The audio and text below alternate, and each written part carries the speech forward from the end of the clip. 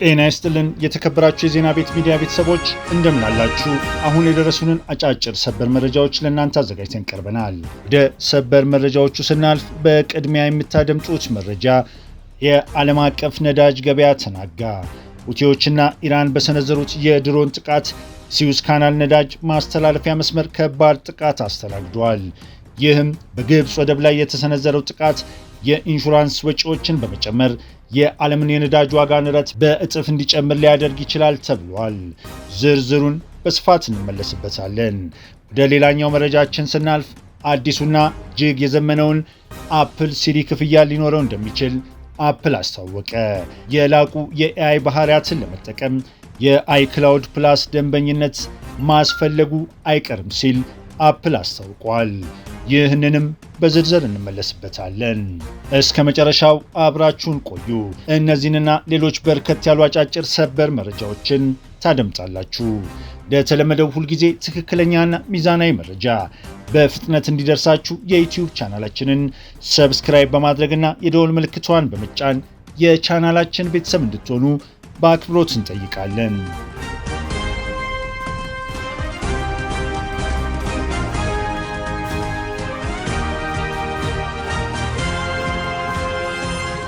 አሁን ቀጥታ ወደ መጀመሪያው መረጃ እናልፋለን። በዓለም አቀፍ የኃይልና የነዳጅ ገበያ ላይ ትልቅ የስጋት ደውል የደወለ አዲስ አሳዛኝ ክስተት ተመዝግቧል።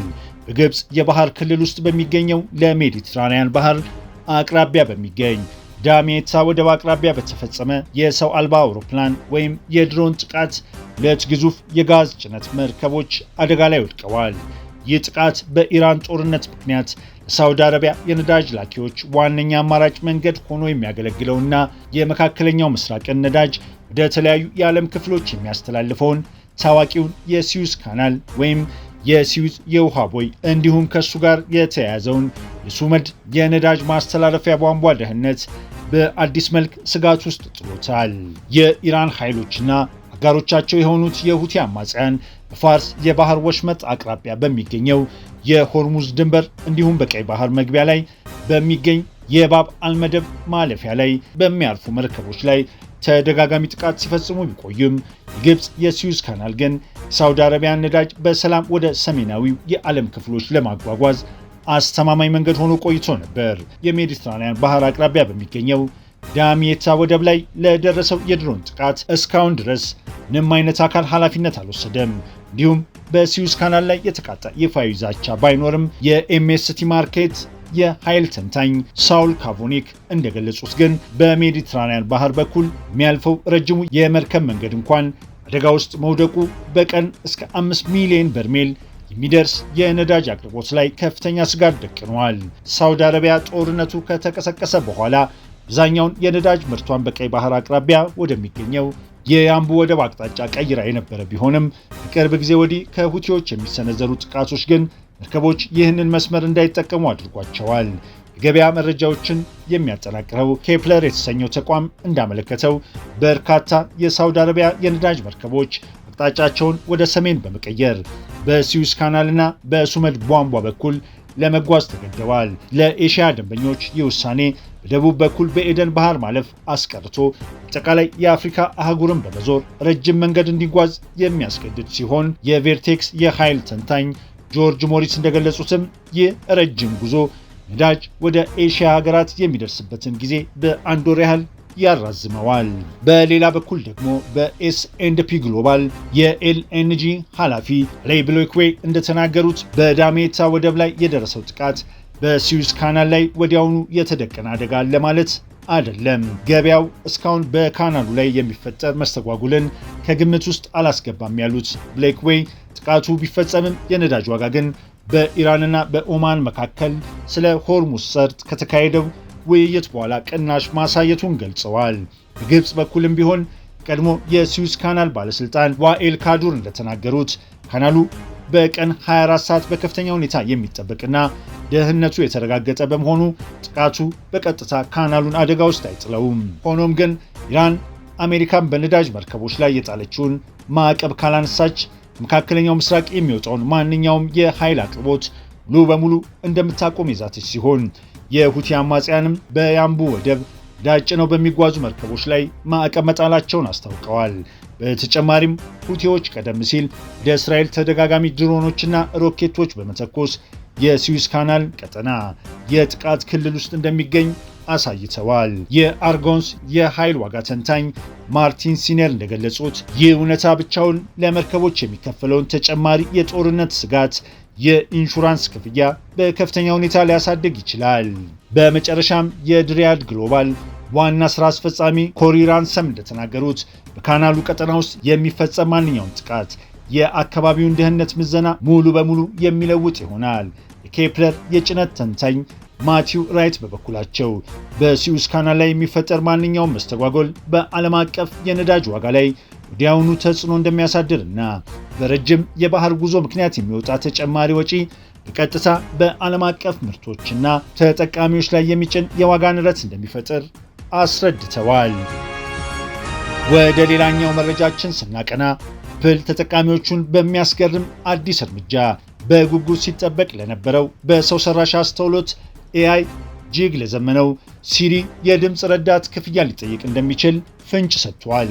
የአፕል ዋና ስራ አስፈጻሚ ቲም ኩክ ሐሙስ ዕለት በተካሄደው የኩባንያው የሩብ ዓመት የገቢ ሪፖርት ኮንፈረንስ ጥሪ ላይ ይህንን ለመጀመሪያ ጊዜ በይፋ ያረጋገጡ ሲሆን አፕል አሁንም ከድምፅ ረዳቱ ጋር ተያይዞ የሚመጣውን ከፍተኛ የኮምፒውቲንግ ወጪ ለመቋቋም የሚያስችለውን እቅድ በማዘጋጀት ላይ ይገኛል።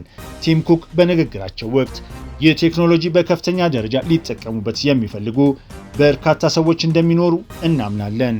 ስለዚህ በአይክላውድ ፕላስ ላይ የማሻሻያ ዕድሎችን እናቀርባለን ሲሉ ተናግረዋል።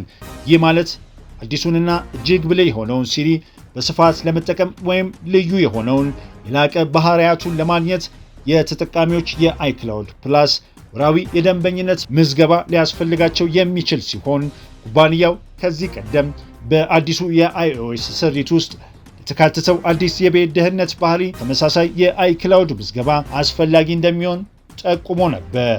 አፕል ይህንን በጉጉት ሲጠበቅ የነበረውን የሲሪ ማሻሻያ ባለፈው ሰኔ ወር በተካሄደው የገቢዎች ኮንፈረንስ ላይ በይፋ ያስተዋወቀ ሲሆን በአሁኑ ወቅት የህዝብ መሞከሪያ ስሪቱ ተጀምሮ በመጪው የበልግ ወቅት ከአዳዲስ አይፎኖች ጋር በስፋት ለተጠቃሚዎች ይደርሳል ተብሎ ይጠበቃል። ቲም ኩክ እስካሁን ለአዲሱ ሲሪ በተሰጡ አዎንታዊ የመጀመሪያ ግምገማዎች እጅግ ደስተኛ መሆናቸውን የገለጹ ሲሆን ይህም አፕል መረጃን የሚያገኝበትንና ስራዎችን የሚያከናውንበትን መንገድ በመለወጥ የተጠቃሚዎችን ህይወት የሚያበለጽግ ግላዊና አውዳዊ ኤአይ የመገንባት ፍልስፍናውን ያጠናክራል። ከብሉምበርግና ከሌሎች ታማኝ ምንጮች የወጡ ዘገባዎች እንደሚያሳዩት የአዲሱ አይፎን ኦፕሬቲንግ ሲስተም የተወሰኑ ባህሪያት የሚከፈልበት የአይክላውድ ምዝገባ ሊያስፈልግ እንደሚችል አስቀድመው ገምተዋል። በተለይም ደግሞ አፕል ይህንን የተሻሻለውንና የዘመነውን ሲሪ በተቀላጠፈ ሁኔታ ለማስኬድ በከፊል በጎግል ጄሚናይ ኤአይ ሞዴሎች ላይ የተመካ መሆኑ ትኩረትን ስበዋል። ይህ ዜና በቴክኖሎጂ ዓለም ትልቅ መነጋገሪያን የፈጠረ አዲስ የወጣ መረጃ ሲሆን አፕል በቀጣይ የሚያወጣቸውን ተጨማሪ ዝርዝር መረጃዎችና ክፍያን የሚጀምርበትን ትክክለኛ ጊዜ ተከታትለን በፍጥነት እናደርሳችኋለን።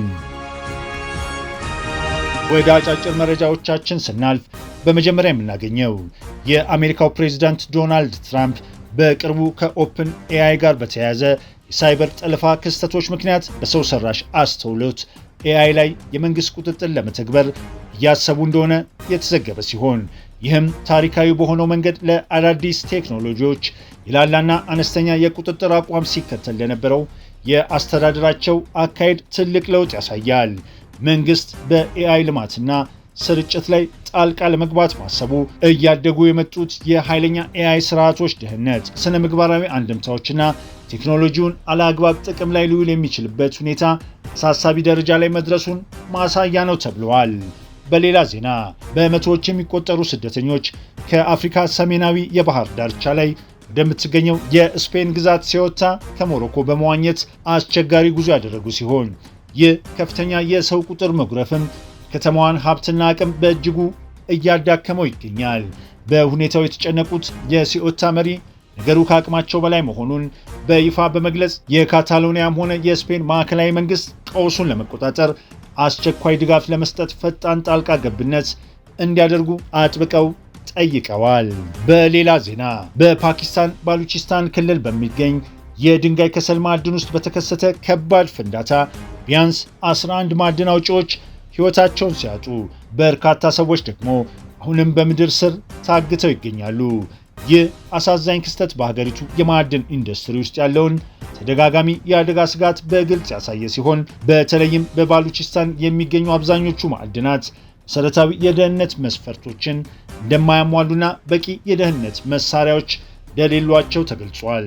በአሁኑ ወቅት በፍንዳታው ምክንያት ጥልቅ በሆኑ ጉድጓዶች ውስጥ የታገቱትን የማዕድን ሰራተኞች በሕይወት ለማውጣት የነፍስ አድን ቡድኖች የተቀናጀ አጣዳፊ የፍለጋ ሥራ እያካሄዱ ይገኛሉ።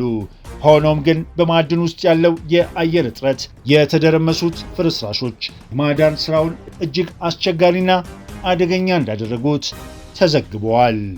በመጨረሻም የአውሮፓ እግር ኳስ አስተዳደር አካል የሆነው ዩኤፋ ፊፋ አወዛጋቢ የሆኑ የኢንቨስትመንት ሀሳቦቹን ይዞ የሚቀጥል ከሆነ በመጪው የዓለም ዋንጫ ውድድሮች ላይ ጭራሽ እንደማይሳተፍ በይፋ አስታውቋል።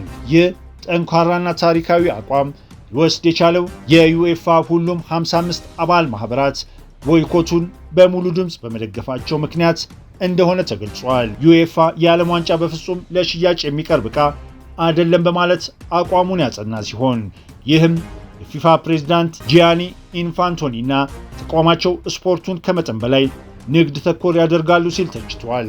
በተጨማሪም እነዚህ አዳዲስ እቅዶች የእግር ኳስ ባህላዊ አወቃቀርና እሴት በከፍተኛ ሁኔታ ያበላሹ በሚል የዩኤፋ አባላት በጽኑ በመቃወም ይህንን አቋም ለመውሰድ ተገደዋል። ለሰዓቱ ያዘጋጀንላችሁ መረጃዎች ይህንን ይመስሉ ነበር። ከሰዓታት በኋላ በሌሎች መረጃዎች ተመልሰን እንገናኛለን። እስከዛው በሰላም ቆዩ።